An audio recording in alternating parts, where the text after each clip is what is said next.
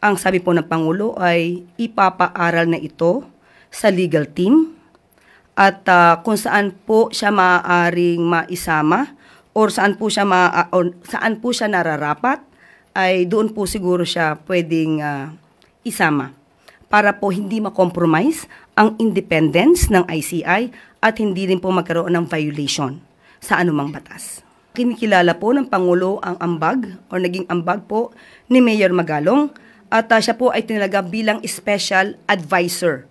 So liliwanagin po natin, ang pagtalaga po sa kanya ng Pangulo ay bilang special advisor at hindi po lead investigator or in any other form na pag-iimbestiga. Hindi po siya naitalaga sa pag-iimbestiga at wala po siyang power over the PNP and CIDG dahil ito po ay under sa DILG.